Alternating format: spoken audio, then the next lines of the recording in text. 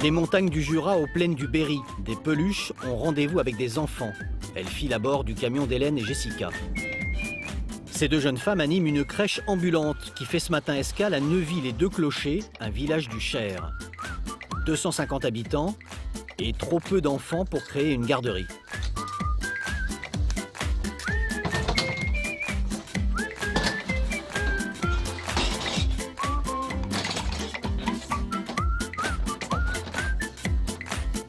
Ce camion, c'est un vrai jeu de construction. Tout est là pour, en moins d'une heure, construire une crèche dans la salle communale.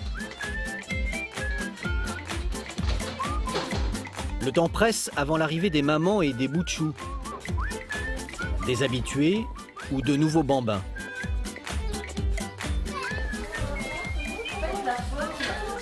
Et il y a un petit mot pour chacun. Comment ça va? Très bien. La gastro va mieux. Ici, ni inscription, ni liste d'attente. Qu'ils soient du village ou des alentours, les parents peuvent déposer leurs enfants à l'improviste pour moins d'1 euro de l'heure en moyenne. Allez, on va préparer un petit café.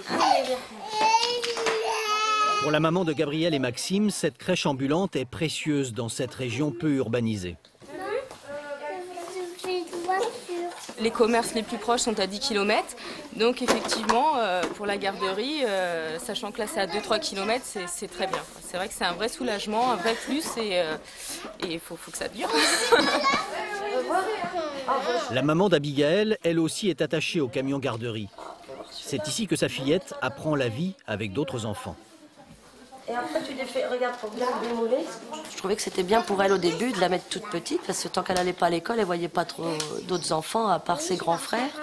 Et je trouvais que c'était bien justement pour la préparer, à aller avec d'autres enfants et à l'école et tout ça. Et ça a super bien marché, quoi.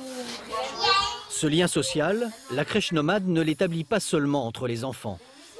Car de village en village, c'est aussi un point de rencontre pour les parents. Pour pouvoir faire réchauffer le café. Quand on vient en milieu rural, on rencontre des familles isolées, des fois sans voiture. Donc, on a des mamans qui ne voient personne dans la semaine si papa travaille. Et du coup, le matin, on peut boire le café, discuter de l'éducation de leurs enfants, etc. Mais comment fonctionne cette garderie en balade?